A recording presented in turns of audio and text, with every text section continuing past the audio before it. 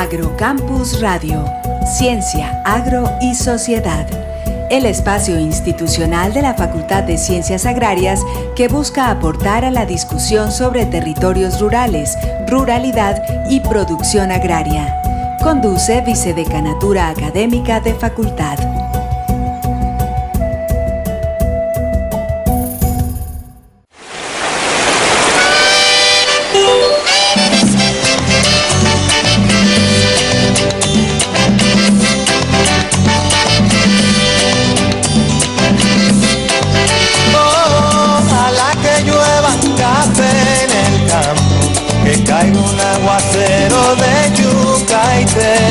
Del cielo una harina de queso blanco y al sur una montaña de berro y miel.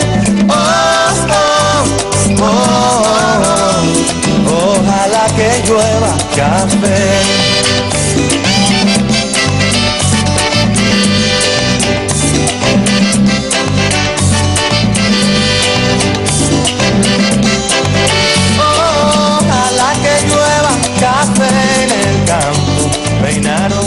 Cerro de trigo y mapuey, baja con la colina de arroz graneado. Buenas noches, les damos la bienvenida a su programa Agrocampus Radio, un espacio institucional de la Facultad de Ciencias Agrarias que busca aportar a la discusión sobre la ruralidad, territorios rurales y la producción agraria. Hoy continuamos con la serie de programas sobre soberanía y seguridad alimentaria en tiempos de COVID-19 y después desde los territorios, en esta oportunidad desde el Catatumbo.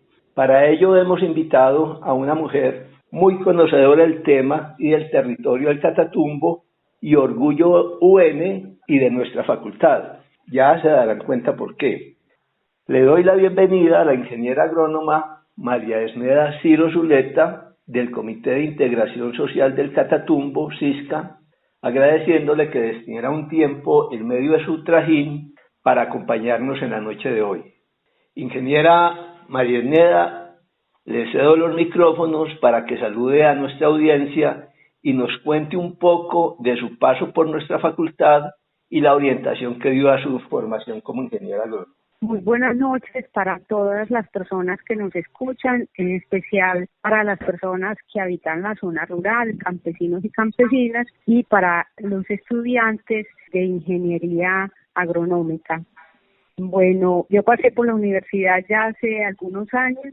Yo soy de origen campesino, soy del municipio de Ituango, Antioquia, y siempre tuve una relación directa con el campo, con la producción, con las labores de la finca. Y cursé mi bachillerato con énfasis agropecuario y de ahí pues como el interés de estudiar agronomía.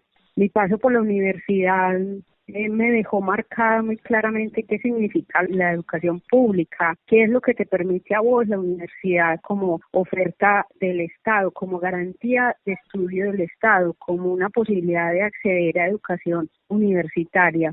Recuerdo que pagaba casi un monto simbólico cada semestre, teníamos facilidades de préstamos condonables que uno pagaba un monto de acuerdo al puntaje que ganara semestralmente, como a su promedio semestral. Recuerdo el sistema de salud de la universidad, es decir, teníamos una educación que efectivamente era una alternativa para las personas del campo, porque sin esa oportunidad de la educación pública no hubiera sido posible estudiar. Ya estando en la universidad, mi orientación en la formación hacia el trabajo con comunidades la logré en una electiva que se peleó muchísimo para poderse formar, para poder ganarse un espacio al interior de la universidad, y fue una electiva que se llamaba Problemas del Campesino, que era dirigida por el profesor Fernando Alvear.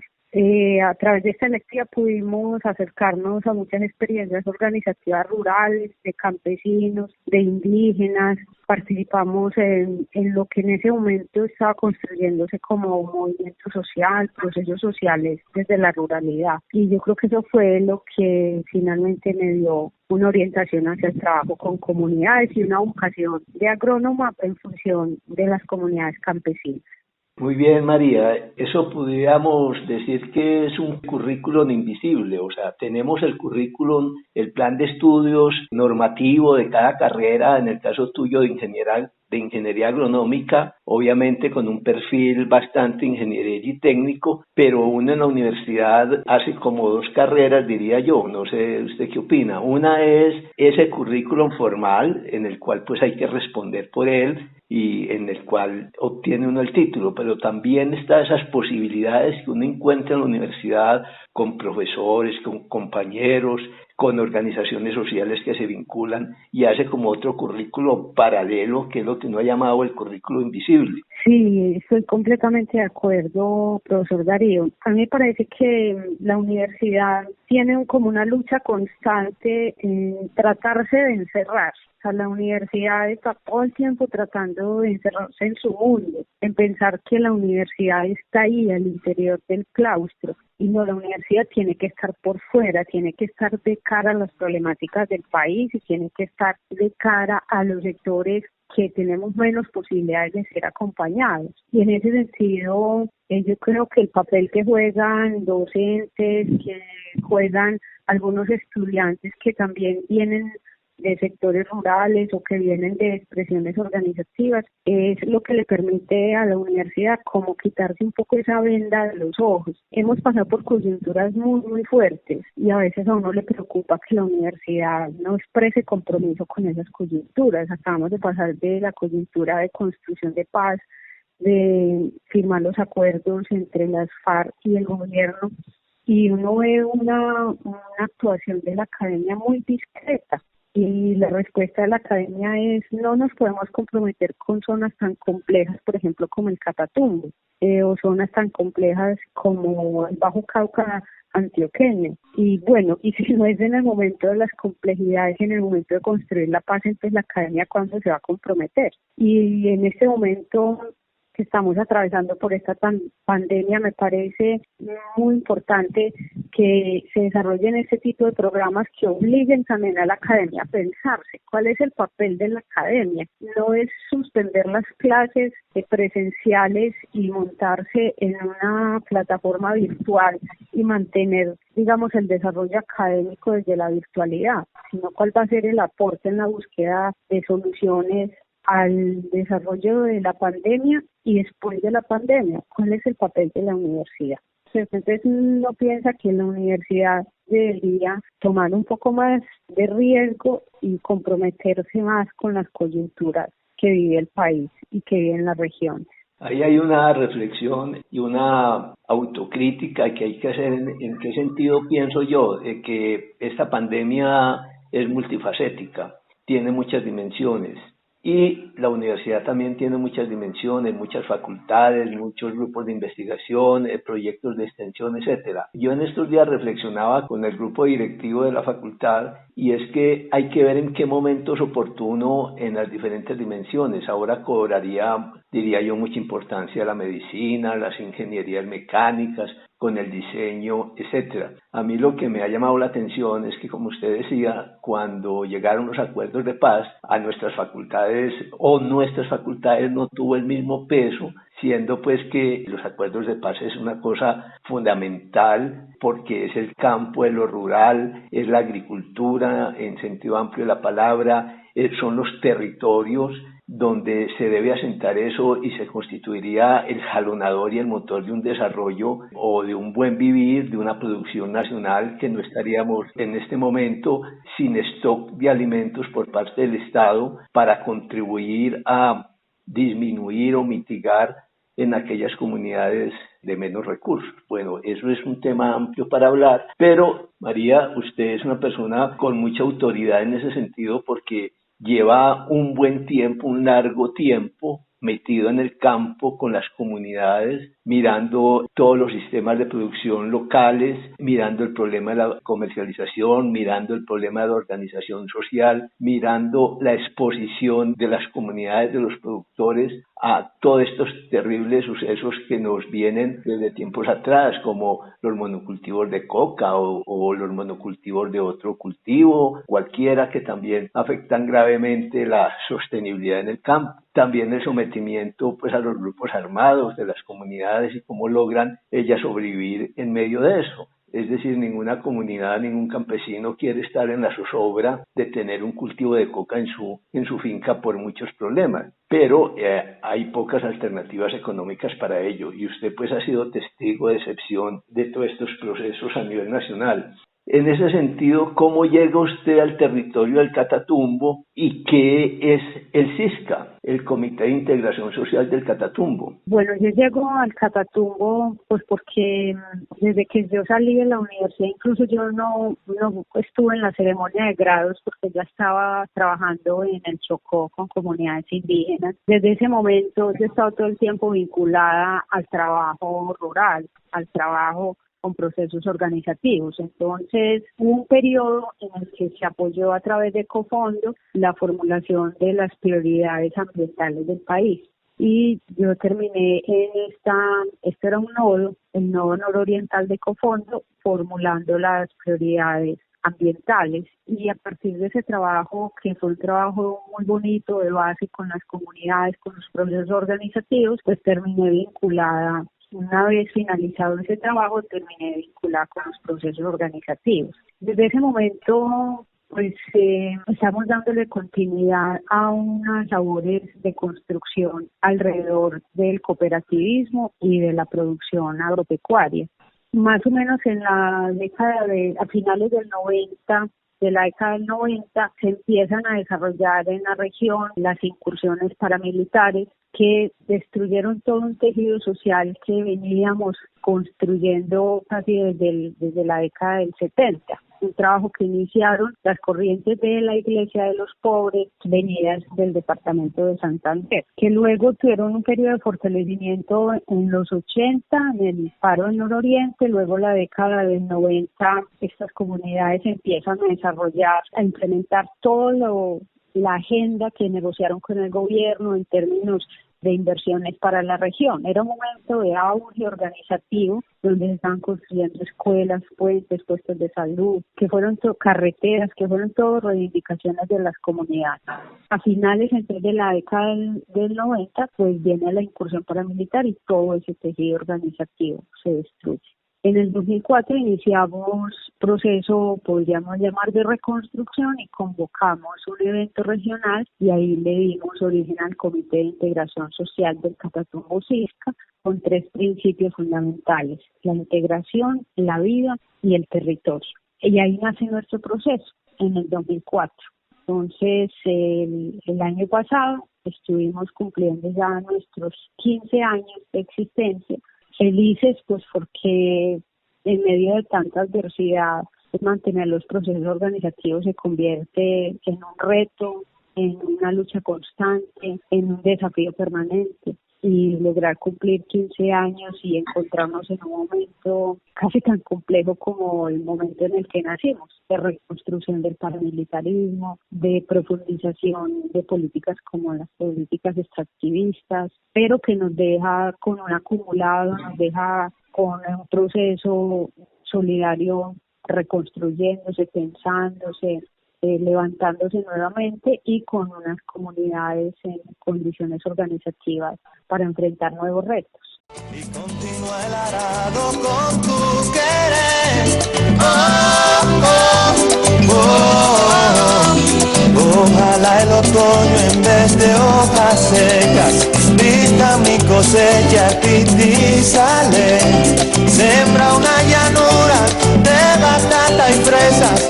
Ojalá que llueva café. Pa' que en el conuco no se sufra tanto. Ojalá que llueva café en el campo. Pa' que en Villa Vázquez oigan este canto. Ojalá que llueva café en el campo. Ojalá que llueva, ojalá que llueva, ojalá que llueva café en el campo. Ojalá que llueva café. Antes de entrar en el tema propiamente de este programa, quería que usted nos contara un poco, porque tal vez en el interior la imagen del Catatumbo es una imagen sobre coca, comercialización de coca, grupos armados de todas las índoles, y poco se visibiliza en ese tejido las organizaciones sociales, comunitarias, los agricultores que producen, esa vida, por llamarla así, civil, poco se muestra. Aquí tenemos un imaginario de una zona de producción de coca, de enfrentamientos de grupos armados y de comercialización de la coca, porque no nos cuenta que usted nos está mostrando ahora otra dimensión de la gente que vive, de los seres humanos que están allí y que sufren todas esas presiones. Sí, pues yo considero que ese es un ejercicio en el marco de todas esas violencias que padecen los territorios, y es el ejercicio de la estigmatización como una violencia simbólica permanente hacia los territorios. Entonces podemos hablar de cualquier cantidad de territorios, el Cauca, el Bajo Cauca antioqueño, el nordeste de Antioquia, el Catatumbo, Putumayo. O sea, uno escucha esos territorios y bien mismo piensa en unas realidades tenacísimas y piensa que la gente que está allá es una gente violenta. Y es más, los medios de comunicación permanentemente lo dicen, esas son regiones violentas. Y yo pues hago el llamado a que pensemos un poco más esas situaciones y tratemos de revertir esos lenguajes y entender que estas regiones no son violentas, estas regiones son violentadas permanentemente porque hay una disputa por los recursos que tienen, ¿cierto? Y en ese sentido la gente está en su lugar, está tranquila, desarrollando sus procesos productivos, organizativos, y llegan actores a disputarse ese territorio con el fin de implementar unos proyectos. Caso concreto, Ituango. De Ituango nos pueden decir que es una población violenta, es una población históricamente violentada, y al fin, ¿qué se quería? Pues construir una represa. Ahí está la represa en un ejercicio permanente de violencia hacia las comunidades. Lo mismo sucede en el Catatumbo. Entonces tenemos una región donde la gente está en una construcción permanente de sus propuestas, pensándose el territorio, pensándose los procesos organizativos, pero hay otros intereses sobre el territorio. Y acá pues estamos viendo procesos de extracción de recursos naturales desde inicios del siglo XX. O sea, estamos cumpliendo 100 años, un siglo de políticas extractivistas sobre el territorio. Entonces, pues la primera reacción de la gente es defenderse frente a un ejercicio de violencia que pretende despojarlo de lo que tiene. Y a lo largo de estos 100 años ese ejercicio de violencia ha sido permanente y se ha ejecutado de diversas formas, a través de esa violencia simbólica, a través de la violencia directa, que ya es venir, matar a las personas, desplazarlas, pero también a través de esa violencia estructural, que es dejar a las comunidades sin educación, sin salud, sin políticas para el sector agropecuario de economía campesina. Mientras aquí, por ejemplo, hay subsidios para cultivos, monocultivos como la palma, como el cacao. No hay ningún tipo de subsidio para la producción de panela, la producción de frijol, tomate, cebolla, sabiendo que esta es una región absolutamente rica en climas, que tiene una oferta de producción supremamente amplia y que produce los alimentos que consume Ocaña y gran parte de la costa atlántica. Entonces, esa violencia estructural hoy nos tiene que realidades en los municipios con situaciones de necesidades básicas insatisfechas que superan el 90-92% de la población.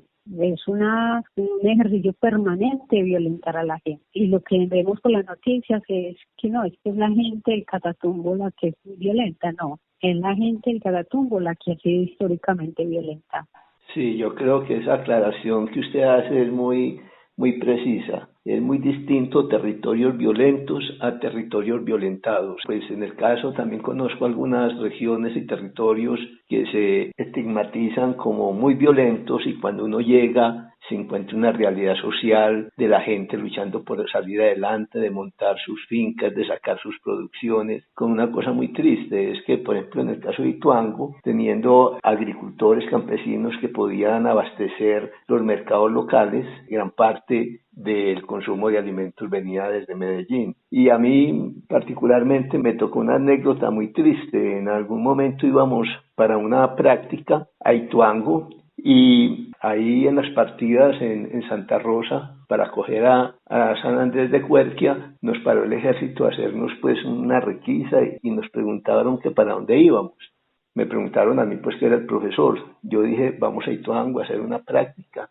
Y me dice el comandante, perdón por la expresión que voy a decir que no es mía sino del comandante, vas para donde esos guerrilleros hijo de putas.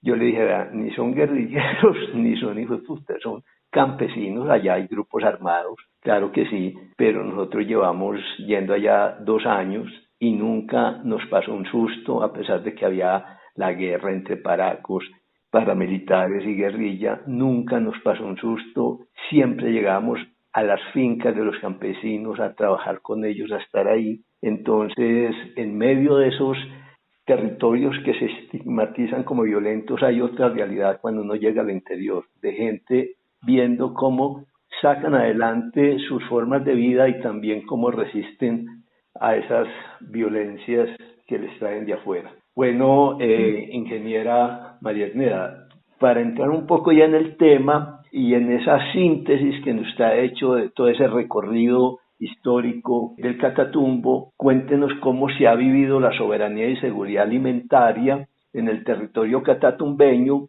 y cómo la ha cambiado la pandemia del COVID-19. Es decir, llegamos con una situación producto de toda esa historia de soberanía y seguridad alimentaria y a partir de que llega la pandemia, ¿qué medidas se toman y cómo ha cambiado la situación? Bueno, entonces, como decíamos, venimos en una disputa permanente. Esa disputa también toca los campos de la producción agropecuaria. Y en ese sentido yo creo que este es un momento fundamental para que la academia y principalmente sus facultades que tienen que ver con el sector de producción en el campo tengan una vinculación más directa en la búsqueda de solución. Como campo de disputa, la producción agropecuaria enfrenta el sistema agroalimentario global, que nos dice que los alimentos son traídos de una fábrica, altamente procesados y a muy bajos costos, y que tienen que atravesar el planeta para llegar a nuestras mesas. Frente a ese sistema agroalimentario global estamos nosotros y nosotras, el campesinado, diciendo acá tiene que haber un sistema agroalimentario local que se fundamente en la economía campesina y que produzca los alimentos localmente, no en una fábrica, sino en nuestras fincas y que tengan un porcentaje muy bajo de transformación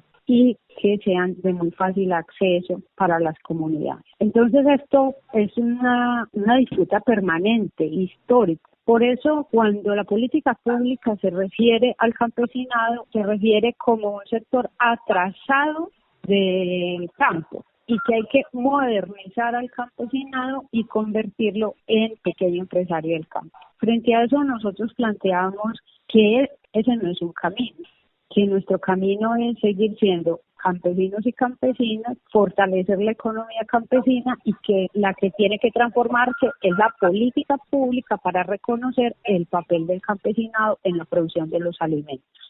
El campesinado produce más o menos el 70% de los alimentos que consumimos en el país. Dentro de ese 70%, las mujeres producimos entre el 40 y el 45% de alimentos que se intercambian muy localmente y que están dirigidos a las personas más excluidas y más marginadas, como son personas mayores de edad, mujeres cabeza de hogar, que a través del intercambio, la solidaridad, la ayuda mutua, accedemos a alimentos en el campo.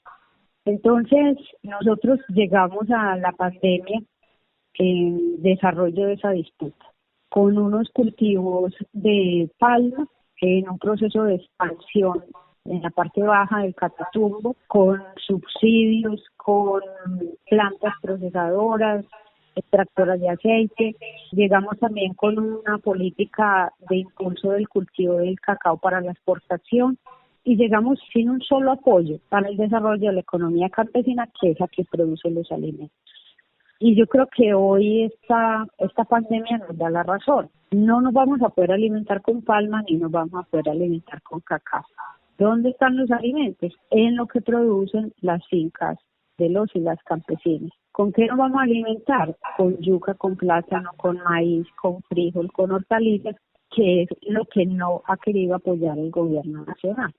Entonces, consideramos que este es un momento supremamente oportuno para poner en valor todo ese trabajo que desarrollamos en la producción de los alimentos, que lo desarrollamos en búsqueda de justicia, en búsqueda de solidaridad, en búsqueda de reconocimiento. Estamos dando una lucha por el reconocimiento del campesinado como sujeto de derechos y estamos diciendo que en ese reconocimiento tiene que haber implícito el desarrollo de una política que nos permita permanecer en el territorio y que no estemos siendo todo el tiempo agredidos y tratados de despojarnos para desarrollar políticas extractivistas, entendiendo también en el concepto de extractivismo la agroindustria.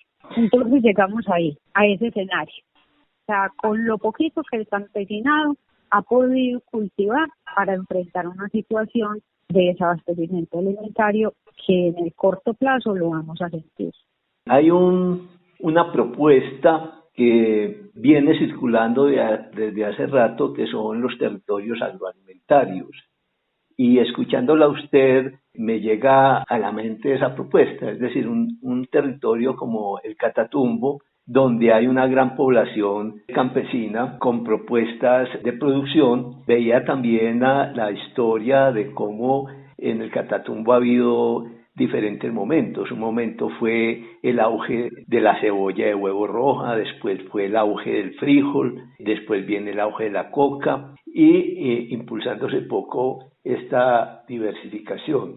¿Cómo se plantea en ese sentido esa propuesta de territorios agroalimentarios y especialmente pues cuando dice River Suárez en un reportaje a Revista Semana que las asociaciones de juntas de acción comunal han decidido pues cerrar las vías de acceso para protegerse del contagio del coronavirus y seguir cultivando? Esto marca un escenario distinto para el Catatumbo con esta propuesta de cerrar las vías, no solo en la entrada de alimentos de otros territorios o inclusive de esos importados, pero también esta zona ha abastecido de alimentos a la costa atlántica. Sí, esta coyuntura nos da como la posibilidad de poner a prueba propuestas como esta. Incluso hay muchas personas intelectuales que plantean que venimos desde hace mucho tiempo en un periodo donde sobrediagnosticamos, pero proponemos muy poco.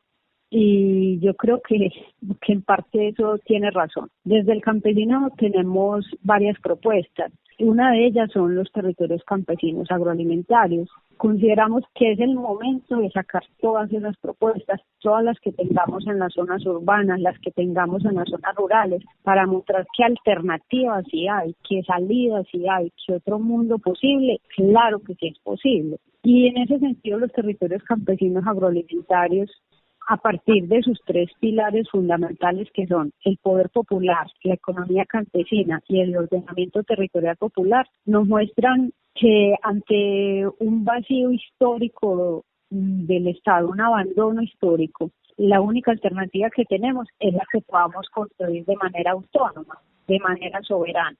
En el caso, por ejemplo, de las medidas frente a la cuarentena, la presencia institucional no es muy clara, excepto hoy la presencia institucional se remite a una circular, a un decreto que da el presidente. En este caso de la gobernación es muy poco lo que se ha escuchado. Luego escuchamos un poco los decretos en las alcaldías municipales, pero vos no ves esa presencia, la institucionalidad en ninguna parte. Tienes que tener internet para saber que circularon algo o que vos lo leíste tal vez o lo escuchaste en televisión tal vez. Esa es tu referencia más cercana a la institucionalidad. Y es ahí donde el poder popular tiene que salir a jugársela y se la juega cuando es la comunidad organizada la que toma la medida de restringir el paso, de ordenar el abastecimiento alimentario, de orientar cuáles son las medidas a tomar en vista de que hay una ausencia histórica del Estado. En el segundo pilar que tienen los territorios campesinos agroalimentarios, que es el de economía campesina, la orientación es clara, es el momento de producir, es el momento de irnos a la finca a abastecernos localmente.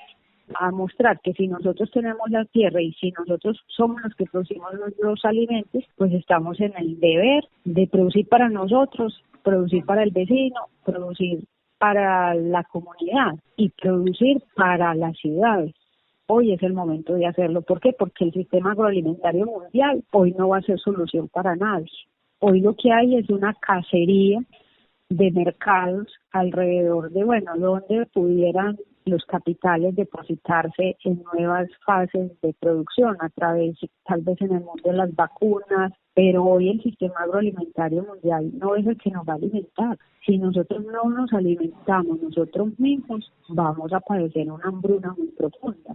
Entonces es a partir de ese pilar que hay en el territorio campesino agroalimentario que nos habla de la economía campesina y de nuestra labor de producir alimentos que vamos a fortalecer ese sistema agroalimentario local. Y ese tercer pilar que tiene el territorio campesino agroalimentario, que es el ordenamiento territorial popular, nos muestra que a partir de que nosotros entendamos una nueva relación con la naturaleza, es que podremos reversar esta crisis climática que tenemos y que dio, entre otras, origen a esta pandemia. Es necesario pensar otra relación entre los seres humanos y de los seres humanos con la naturaleza. Si queremos mirar el horizonte, si nos queremos ver como civilización en un futuro lejano.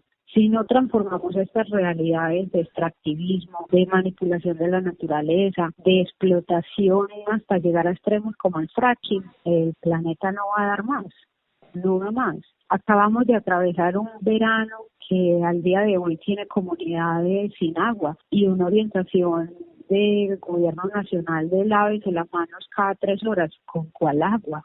¿Con cuál agua la gente se va a lavar las manos si venimos de 4 meses seguidos de verano? No hay agua.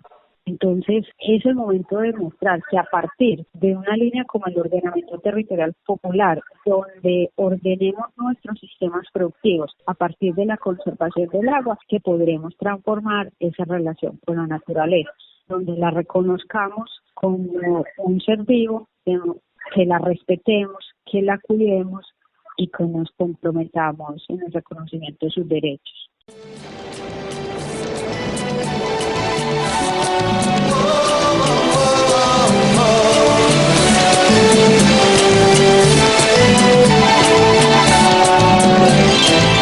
Ojalá que llueva café en el campo, sembrar un alto seco de trigo y mapuey. Baja por la colina de arroz graneado y continúa el arado con tu querer. Ojalá el otoño en vez de hojas secas vista mi cosecha de pipi y sale. Sembra una llanura de batata y fresas, ojalá que llueva café. Pa' que en el conuco no se sufra tanto. Ojalá que llueva café en el campo. Pa' que en los montones oigan este canto. Ojalá que llueva. Ahí hay un punto importante y es, digamos, que las facultades de ciencias agrarias, como la nuestra en la sede de Medellín, no está llamada, no sé si usted concuerda o tiene otra opinión sobre lo que voy a decir, no está llamada a solventar esta coyuntura, porque esta coyuntura en el sector agrario es distinta a la coyuntura de la salud, de las medidas que hay que tomar para mitigar el COVID-19, que también tiene que ver con las medidas de sanidad y seguridad que hay que tener en el campo, que se dificulta más porque, como usted lo ha dicho, ¿cuál es el agua? ¿Cierto? ¿Cuáles son los puestos de salud que hay en la ruralidad? ¿Cuáles son los hospitales? ¿Qué máscaras hay? Bueno, un poco de situaciones que reflejan el abandono en que ha estado la ruralidad en Colombia. Es importante entonces diferenciar eso. Estos territorios rurales, violentados, alejados, con poca presencia del Estado, frente a esa ruralidad con sistemas agroindustriales muy incorporados a las políticas internacionales de la agricultura. Ese es otro cuento. Sin embargo, es de esos territorios rurales de campesinos donde nos viene el 80% de la alimentación. Entonces, desde ese punto de vista, responder a esta coyuntura de la pandemia es muy difícil, porque son, como usted lo refleja, situaciones estructurales de políticas públicas.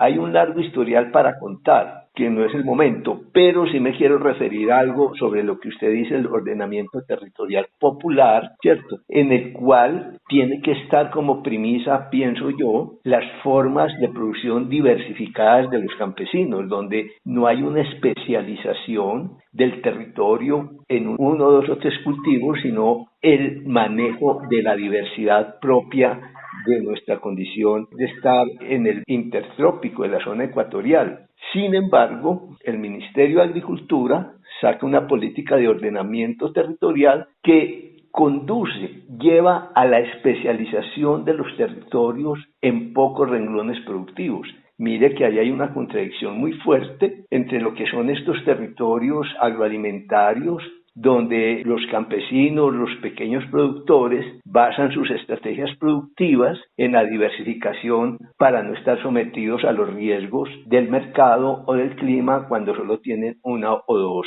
renglones productivos. Entonces, ese ordenamiento territorial popular, le pregunto yo, apunta a mantener esa diversidad a partir de las estrategias productivas mismas de los campesinos. Exactamente. Y en la primera parte de tu pregunta, respecto al papel de las facultades, yo creo que este es un momento también para que las facultades entren a reflexionar. Yo creo que el desarrollo de la agroindustria ha contado con un respaldo muy importante de la academia. Ahora, yo pregunto, ¿cuánto respaldo de la academia hemos sobrevivido del campesinado? ¿Cuántas facultades están realmente comprometidas con la vida de los y los campesinos, que somos los que producimos los alimentos? Pues, ¿cuál es el papel de las facultades? ¿Impulsar la agroindustria o impulsar la producción de alimentos? Entonces, yo creo que es un momento también para ese tipo de reflexión. Y ya en la segunda pregunta respecto al ordenamiento territorial, claro, ese es el papel. O sea, cómo nos pensamos en unos sistemas productivos donde retomemos unos elementos fundamentales como, por ejemplo, la coevolución con la naturaleza. O sea, cómo desarrollamos nuestros sistemas productivos en una relación con la naturaleza, sin destruir la naturaleza, sin arrasar la naturaleza, sino construyendo con ella un modelo productivo. ¿Cómo desarrollamos un modelo productivo en el que no sacrifiquemos el agua? Es que eso parece ilógico, pero funciona así. O sea, para establecer un cultivo como la palma hay que generar una pérdida de agua impresionante, hay que deforestar y sembrar un monocultivo, y eso afecta directamente la producción de agua. Entonces, ¿cómo transformamos todo ese tipo de relaciones donde el sistema productivo acaba con la naturaleza y nos pensamos otros sistemas productivos donde caminemos de la mano de la naturaleza?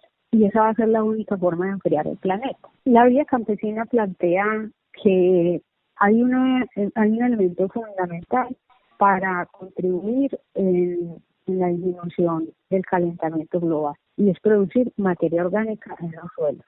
Es una manera de absorber CO2.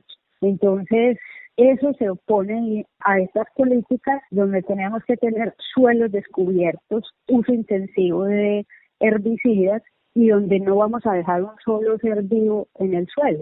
Desde la Vía Campesina estamos planteando, hay que devolver la materia orgánica a los suelos, hay que dejar las coberturas, hay que volverle a dar vida al suelo si queremos reversar el calentamiento global. Sí, entonces, yo creo que ahí hay debates de fondo bastante importantes. Sí, María, escuchándola, pues le sale a usted a flote su formación como ingeniera agrónoma, porque ahí nos deslizamos hacia una parte de la tecnología. Es decir, hay tecnología para hacerlo, hay técnicas para hacerlo, está el conocimiento de muchos campesinos y de muchos indígenas que lo han hecho, que lo están haciendo. O sea, hay cómo hacerlo como usted dice. Y solamente resaltar que también la parte de estigmatización ante los pequeños campesinos, ante los pequeños productores, los campesinos y las campesinas, que es que producen muy poquito de una cosa, producen la otra, pues estadísticas del mismo Ministerio de Agricultura y el DANE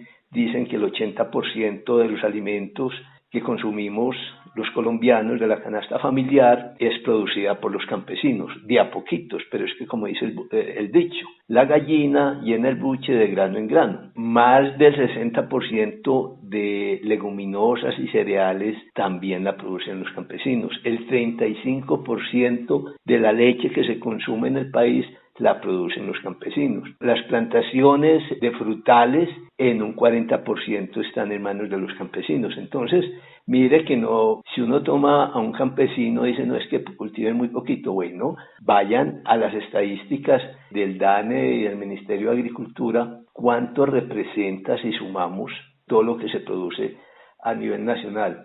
Y el otro punto es que sí, es un momento de reflexión y la universidad tiene que hacerlo, y lo que se saca de esta pandemia es la importancia, y ahí tiene que reflexionar la universidad, de los sistemas de producción local, ¿cierto?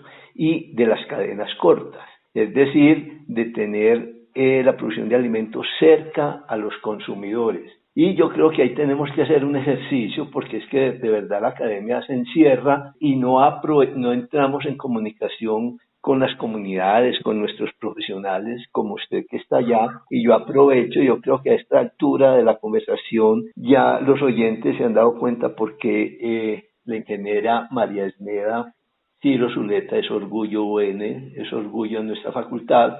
Y hay una maestría y una especialización en nuestra facultad que es en ingeniería agroindustrial. Y allí los trabajos que hacen los profesores son trabajos con pequeños agricultores y campesinos, pero hay que promover eso y promover alianzas. Por ejemplo, hablábamos con uno de los profesores que tienen unos trabajos hermosísimos con los campesinos de Dabeiba que producen auyama, y todo lo que se ha hecho con la auyama, por Dios. Entonces, bueno, hay que un desafío para acercarnos y conversar con varias instancias de la facultad que tienen una propuesta no conocida, como usted dice, muy encerrados, pero si empezamos a conversar puede haber muchas posibilidades. Ingeniera María Esmeda, ¿qué les queda? Pues ya lo he adelantado, pero yo creo que vamos completándolo. ¿Qué aprendizajes se pueden tener sobre la soberanía y seguridad alimentaria a partir de esto que estamos viviendo, de esta pandemia? ¿Y cuáles son los escenarios que ustedes miran después de que pase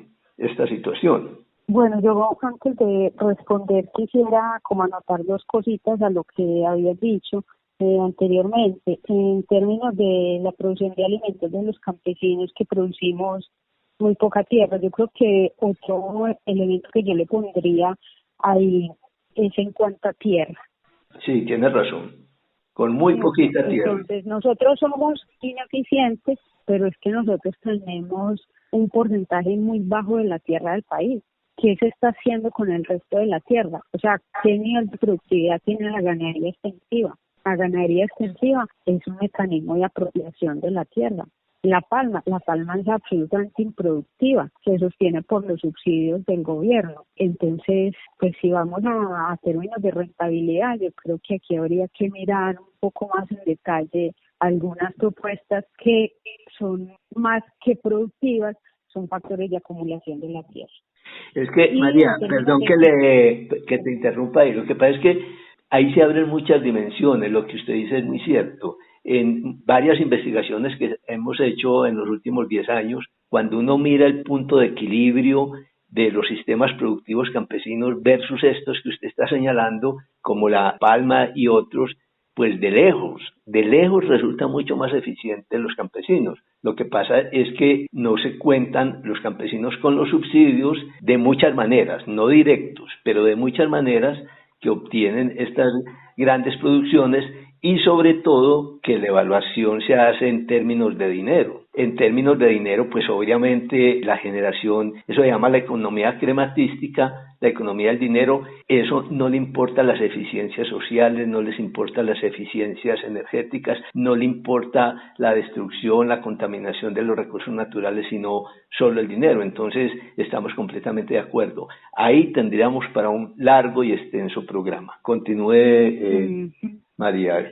Bueno, y frente al desarrollo tecnológico como alternativa para superar los temas de producción de alimentos, aquí hay un elemento central, y es que cuando hablamos de derechos y la alimentación es un derecho, aquí no se trata de desarrollos tecnológicos, sino de decisiones políticas.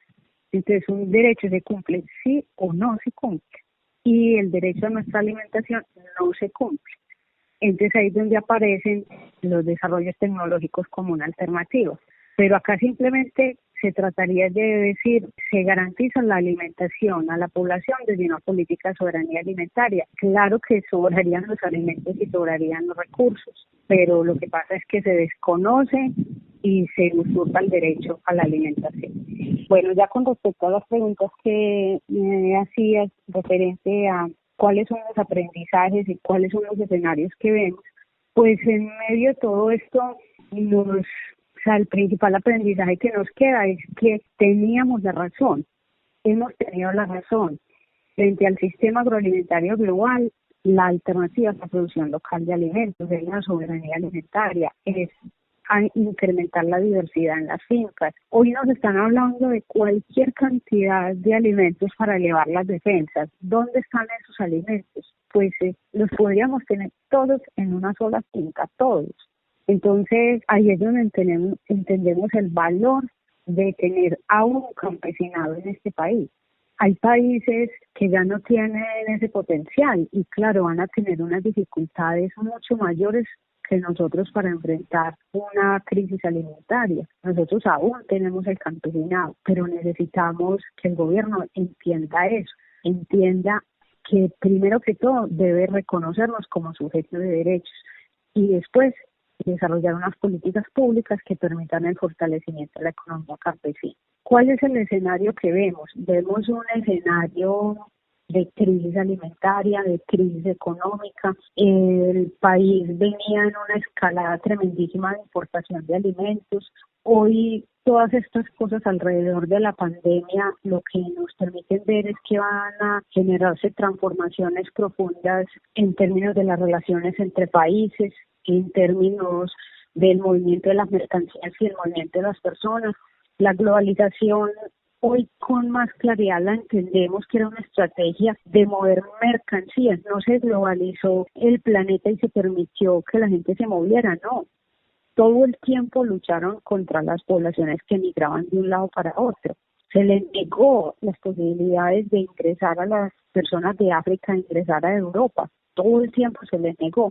Yo creo que eso se va a profundizar. Esta va a ser una excusa para profundizar aún más, que cada uno se quede en su casa y eso va a terminar afectando el movimiento de las mercancías en el planeta. Y eso va a terminar afectando el sistema agroalimentario global. Entonces, si un país como el nuestro tenía su alimentación fundamentada en la importación de alimentos, pues el golpe que nos va a dar va a ser muy duro. ¿Dónde vamos a tener esa respuesta? La vamos a tener que tener el campesinado, las comunidades indígenas y afrodescendientes desde la zona rural y una alternativa grandísima para la agricultura urbana. Hoy es un momento de desarrollar la agricultura urbana, empezar a sembrar todas las cositas pequeñas, poquitas cosas que podamos sembrar en nuestra casa. Es el momento de hacerlo. Ojalá que llueva, y hombre. Ojalá que llueva café en el campo. Ojalá que llueva café, para que todos los niños canten en el campo. Ojalá que llueva café en el campo, para que las romanas oigan este canto. Muy bien, ingeniera agrónoma María Edmeda Ciro Zuleta, muchas gracias nuevamente por acompañarnos en este programa institucional de la Facultad de Ciencias Agrarias de la Universidad Nacional de Colombia, sede de Medellín, Agrocampus Radio, que busca aportar a la discusión sobre la ruralidad, territorios rurales y la producción agraria. Nuevamente, ingeniera María Neda, muchas gracias por participar en este programa, por mostrarnos otra cara de lo que es el Catatumbo y cómo se vive allí esto de la soberanía y seguridad alimentaria, especialmente en esta época de pandemia, y qué escenario se ve después. Le cedo los micrófonos para que se despida de nuestra audiencia y si tiene un comentario final, pues bien lo puede hacer. Profesor Darío, muchísimas gracias por la invitación. También extendemos una invitación muy cordial a la Universidad Nacional, a su sede en Medellín, para que nos visiten el Catatumbo, para que podamos estrechar una relación que pueda contribuir tanto al pensamiento de la universidad como al desarrollo de las iniciativas que tenemos campesinos y campesinas en esta región, en la Casa del Trueno, como se llama el Catatumbo. Ya por último, pues agradecerle a la audiencia, a todas las personas que nos escucharon, y recientemente nosotros en un comunicado que publicamos decíamos que es momento de cultivar, de organizar y de resistir. Entonces que sea esa la invitación: cultivar, organizar y resistir. Ay, ojalá que llueva, ojalá que llueva, ojalá que llueva café en el campo. Ojalá que llueva café.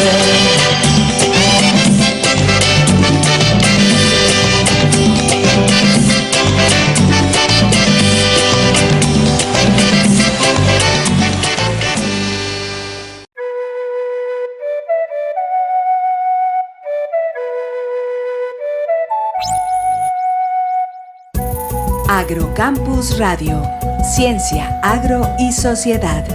El espacio institucional de la Facultad de Ciencias Agrarias que busca aportar a la discusión sobre territorios rurales, ruralidad y producción agraria. Conduce Vicedecanatura Académica de Facultad.